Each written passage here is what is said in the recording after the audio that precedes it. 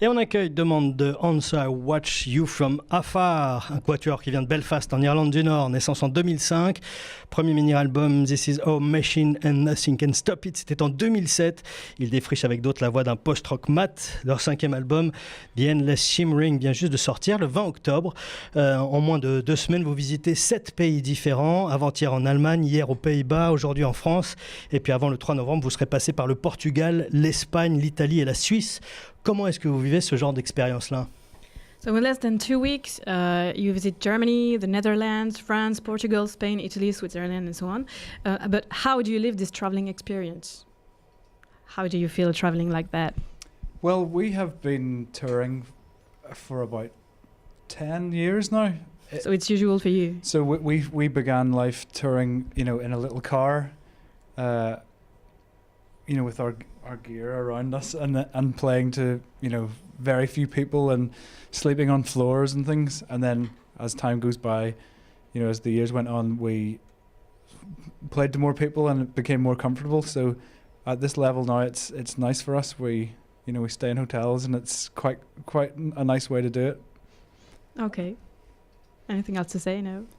No, I guess we've just kind of learnt over the years to be mindful of living in very close proximity to other people, and I think we're very lucky that we're quite close friends, so that's been a good asset, I think.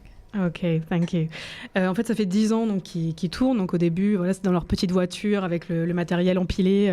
Donc il y avait une grande proximité. Et comme au fur et à mesure, ils ont joué devant de plus en plus de gens, devant dans des salles aussi plus grandes, c'est devenu plus confortable. Maintenant, ils sont à l'hôtel. Donc c'est beaucoup mieux pour eux.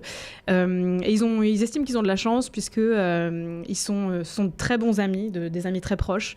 Donc ils ont cette chance-là. La proximité physique les dérange pas étant donné qu'ils sont très amis.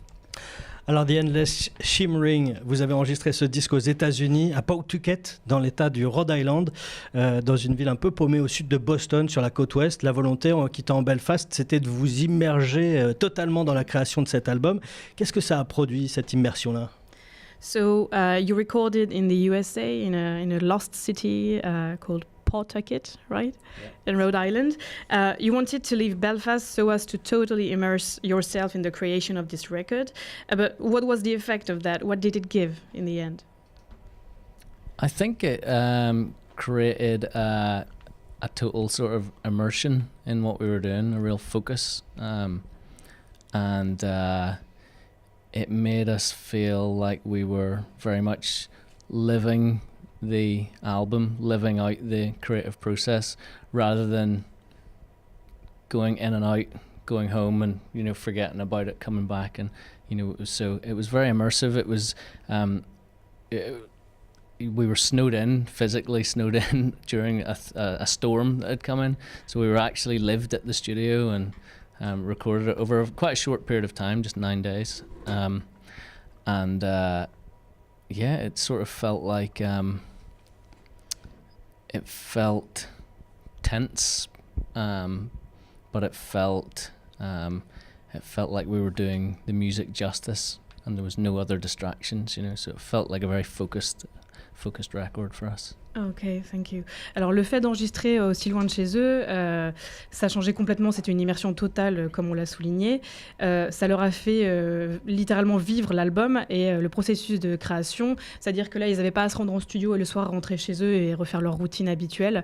Ils ont même été bloqués par une tempête de neige, donc c'était, ils sont restés pendant 9 jours à enregistrer, mais c'était en flux tendu et le fait qu'il n'y ait pas de distraction a permis de sortir cet album. Alors justement, 9 jours d'enregistrement, vous qui passiez de longues semaines en studio pour peaufiner les arrangements, réécouter les morceaux sur les précédents disques. Qu'est-ce qui s'est passé? Pourquoi est-ce que vous avez voulu que ce soit si intense comme ça, si rapide? So as you said, you spent only 9 days recording, and we know that you're used to spending long weeks in studio to make sure that every arrangement is perfect. So what happened? Why was it so short to record?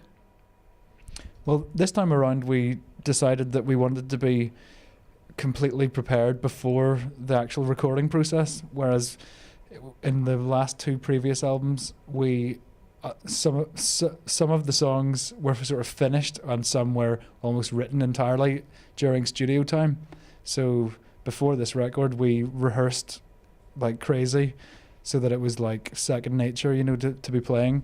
And then by the time we arrived, we were primed and ready to just go in and play, and it felt very natural to just play through the songs. And we got most of the takes of the bass and the drums like totally live, which was really good, which we hadn't done for many years. So there's like a really nice organic feel to that, you know. But yeah, the speed that we put the album together is down to the amount of preparation we put in before, because otherwise we would have been struggling to like play good enough to, you know, for the. So this time you got more prepared. Yeah. Okay. Absolutely. All right, thank you. Donc en fait, cette fois-là, ils se sont vraiment préparés avant l'enregistrement. Il y avait la plupart des arrangements de basse et de batterie qui étaient faits. Donc là, c'était vraiment quelque chose de très naturel. Mais ça nécessitait évidemment donc, une préparation... en amont. Voilà, merci. Et cet aspect plus direct des choses tout de même, parce que je pense qu'il y a un peu de ça, est-ce que ça a transformé aussi votre façon d'envisager la scène ou pas du tout? This, I don't know if I'm saying it right, but this more direct aspect of things, did it transform the way you considered playing on stage? I would almost say the other way around. The way we played on stage kind of informed how we wrote the record. All right. In a way. So we wrote very much from our instinct of what felt good and what was exciting to play in the room, which is like a microcosm or a small scale of what really playing live anywhere is like. So the live performance, even though it was just amongst the four of us, the live performance really informed how the songs turned out, and that's why it kind of feels less scary coming out than the previous two records, because we know that the songs works so already in the four of us playing it live, you know. Okay, so you played the songs before recording them? Yeah, live, for right? a long time, you know, the songs, once we decided the 9 songs we wanted to record, we let them come to life, being played as a band, rather than us recording it and demoing and layering too many other things on top. Yeah, Okay. we would actually rehearse the album in the running order that we wanted the songs to go.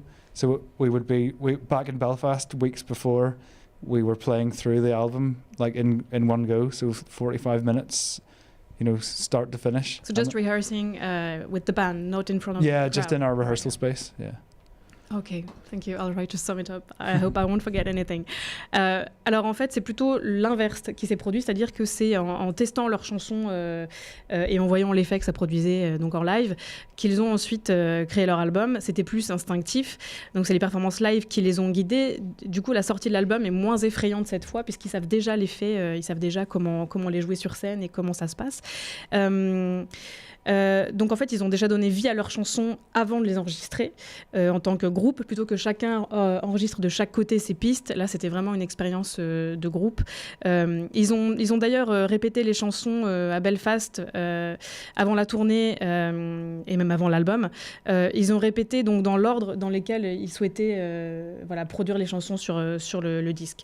Donc voilà, c'était une manière de travailler ensemble plutôt que chacun de leur côté. Le morceau qui ouvrait votre premier album, c'est 7 Guitars to Kill. C'est le morceau Three Triangles qui ouvre votre nouvel album. Comment a évolué votre vision de la musique entre ces deux titres, s'il y a une vraie évolution? Le morceau qui a ouvert... Le premier album, c'est 7 Guitars to Kill. Okay. Between 2007 and the song "Set Guitars to Kill" and your last album, how did your vision of music evolve? How did it transform, if it transformed at all? I think as with anything in the early stages, you're very much finding your feet, deciding what it is that you really want to say creatively, and I think each album, you know, we try and approach with a similar sort of open-mindedness where we try and allow each album to be kind of the beginning or genesis, or documentation of the four of us in that particular period of time. So, and then, you know, naturally you kind of have learnt from the previous record and you've maybe become better at playing. And so I think the goal has stayed the same throughout. It's to make something very visceral and very exciting and something that evokes a lot of feeling from the player and the listener. So the goal has stayed the same, and I guess we hopefully have just become slightly better at, you know, making songs and carrying out our kind of like vision of what we want. Okay. Thank you. Alors en fait, donc leur vision a pas spécialement changé. Ils ont toujours le même but en faisant de la musique. Il faut que ce soit toujours viscéral et excitant à la fois pour ceux qui jouent et ceux qui écoutent. Et donc, ils nous expliquent que chaque album en fait reprend donc les émotions, les sentiments, comment chaque membre du groupe se sent à une période donnée. Ce qu'il nous dit, donc, c'est toujours qui tente toujours à approcher cette ouverture d'esprit. Ils espèrent être devenus meilleurs pour jouer leur musique, ce dont on ne doute pas, évidemment. Merci beaucoup.